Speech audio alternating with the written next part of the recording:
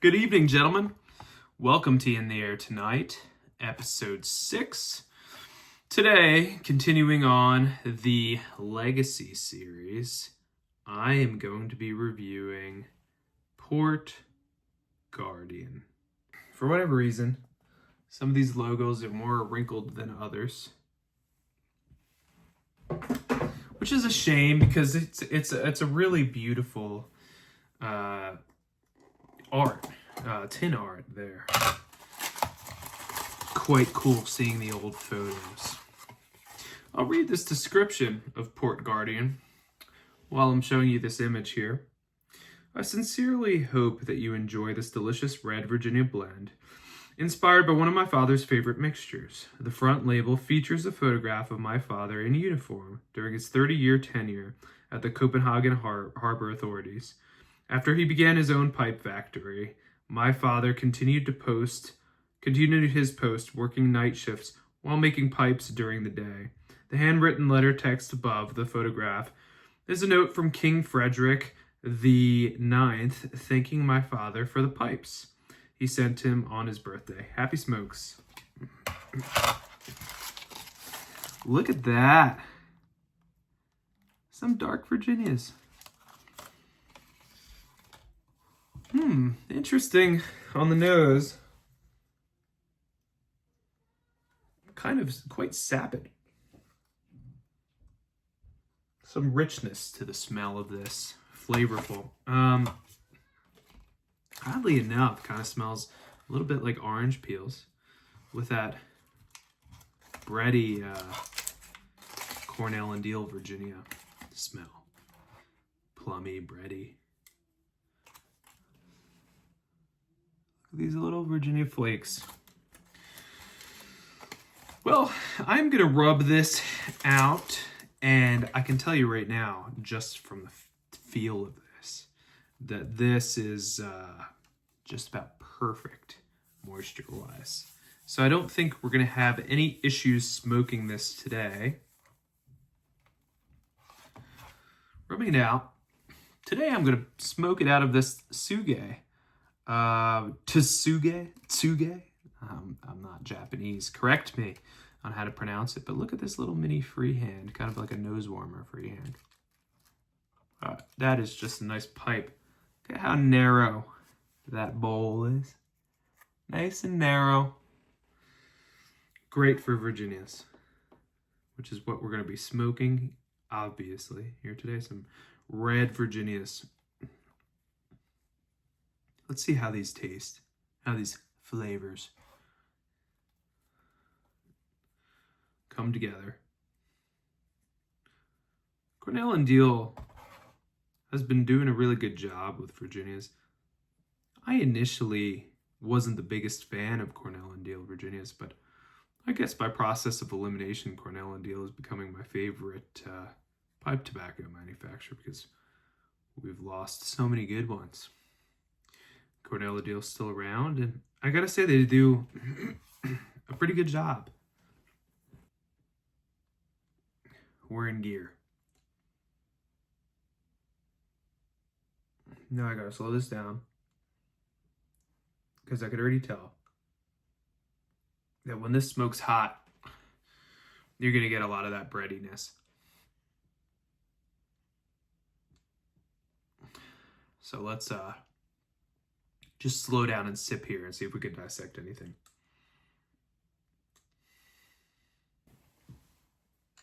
It's malty.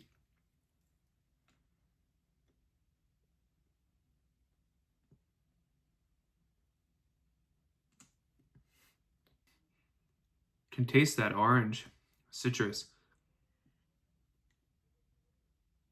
quite a bit. Bready, citrusy, malty, a bit tangy.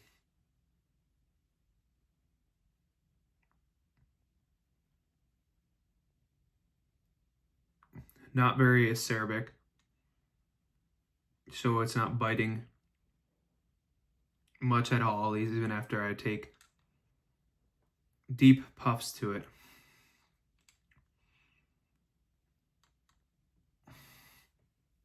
but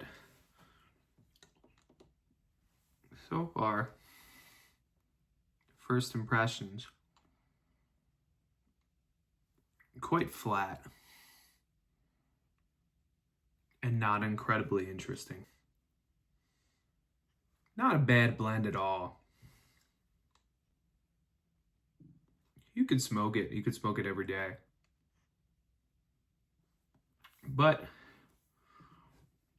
in the beginning here, it's certainly not knocking my socks off. It's a good Virginia blend. But just very bready, very malty.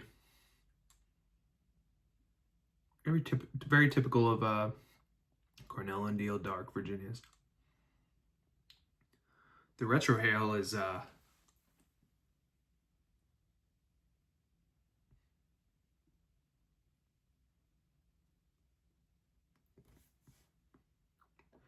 bit bitier. Made my eyes water. King's Watch wasn't that way.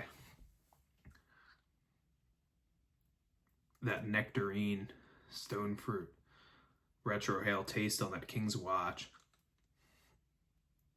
It was a bit easier on the retrohale. This I get a lot of pepper. Some baking spices on the retrohale.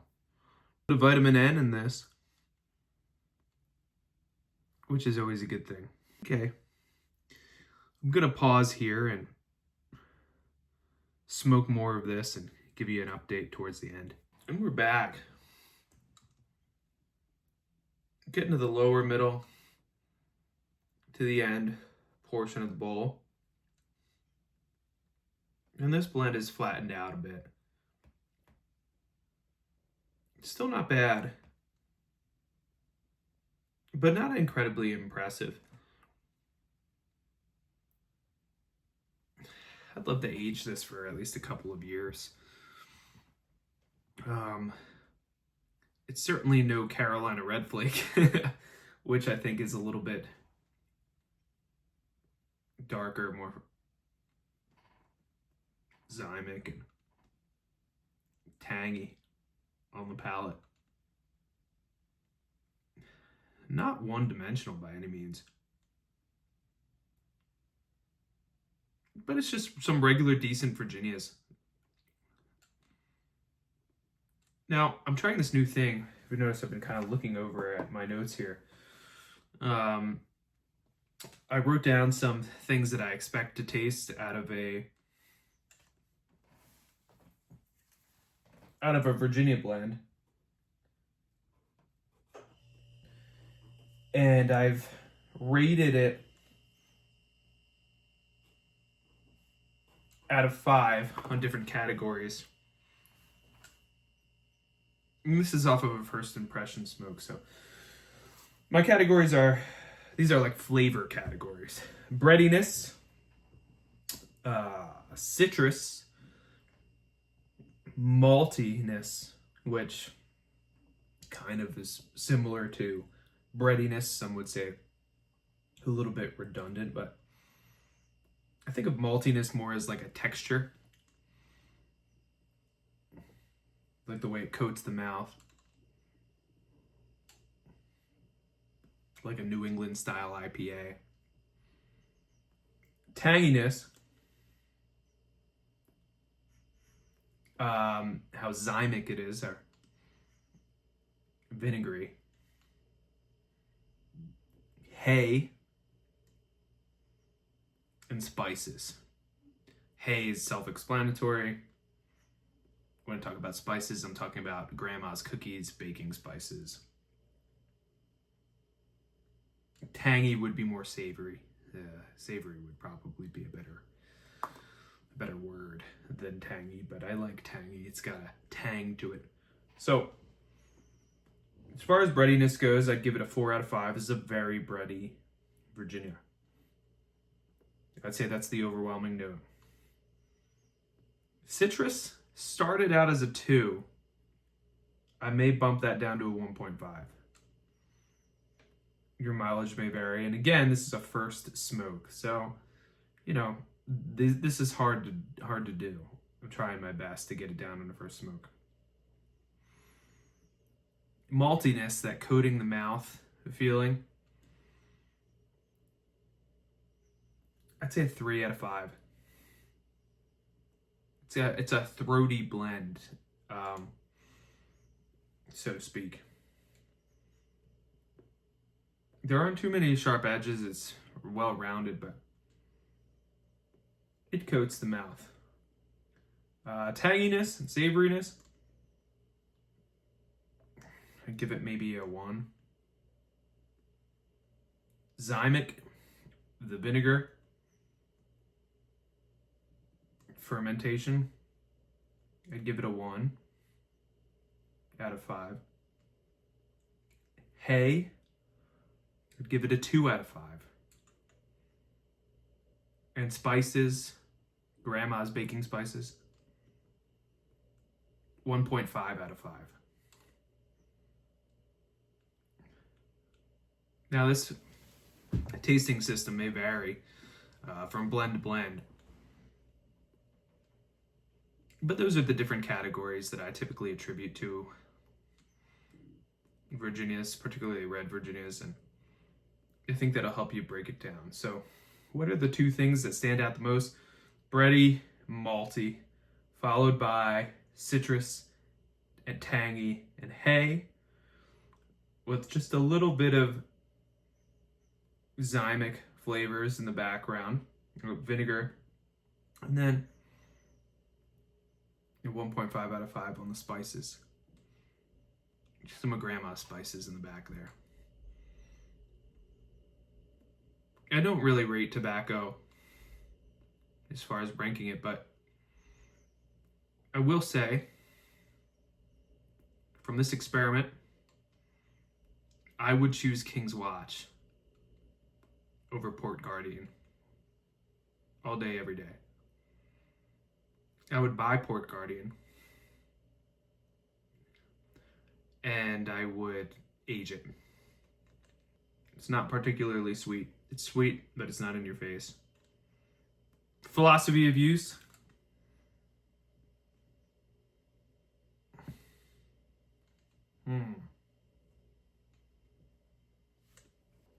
It's not a particularly sapid blend, so I don't know that it would be a nightcap. I'd say that this is a good, with that maltiness,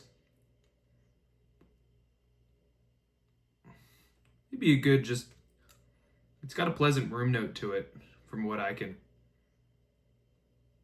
gather here.